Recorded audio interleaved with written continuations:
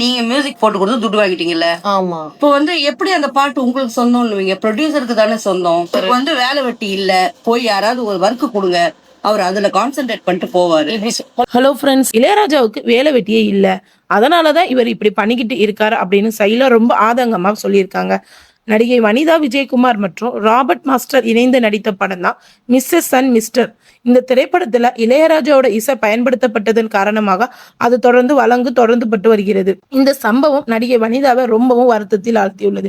இந்த நிலையில தான் இந்த திரைப்படத்தில் முக்கிய கேரக்டரில் நடித்த நடிகை சைலா இளையராஜா மீது தனக்கு இருக்கும் கோபத்தை வெளிக்காட்டியிருக்காங்க. அதாவது இதை குறித்து நடிகை சைலா சமீபத்த பேட்டியில் இளையராஜாவை பற்றி சில கருத்துக்களை பகிர்ந்திருந்தார்.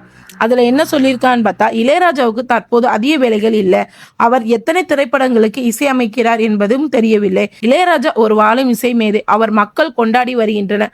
அவர் ஒரு படத்திற்கு இசையமைத்து அதற்கான பணத்தையும் பெற்றுக்கொண்ட பிறகு அந்த பாடலின் உரிமையை தயாரிப்பு நிறுவனத்திடம் இருந்து எப்படி திரும்ப பெற முடியும்? எனக்கு அது ரொம்ப கோபத்தை ஏற்படுத்துது அப்படின்னு சொல்லியிருக்காங்க. நான் சிறு வயதிலிருந்தே அவரது பாடல்களை கேட்டு வளர்ந்திருக்கிறேன். மேலும் அவருக்கு தற்போது திரைப்பட வாய்ப்புகளை இல்லாததால் இது போன்ற செயல்களில் ஈடுபடுகிறார். யாராவது அவருக்கு ஒரு வாய்ப்பு கொடுத்தால் அதில் அவர் கவனம் செலுத்துவார் என்றும், இந்த வயதிலும் இவருக்கு இது தேவையில்லாத வேலை, தனக்குள்ள மரியாதையை தானே கெடுத்துக்கிறாங்க அப்படின்னு சைலா ரொம்ப காட்டமாக பேசியிருக்காங்க. ஸோ இந்த பதிவு சோசியல் மீடியால ரொம்பவும் பரவிக்கிட்டு வருகிறது. ஸோ சைலா பேசுனது இளையராஜாவை பத்தி நீங்க என்ன நினைக்கிறேன்னு உங்க கமெண்ட் பண்ணுங்க. உங்களுக்கு சைலா ரொம்ப பிடிக்கும்னா லைக் பண்ணுங்க. இந்த மாதிரி அப்டேட்டை தெரிஞ்சுக்கிற நம்ம தமிழ் இன்ஃபோ டால்கி சேனலை மறந்துடாம சப்ஸ்கிரைப் பண்ணிக்கோங்க.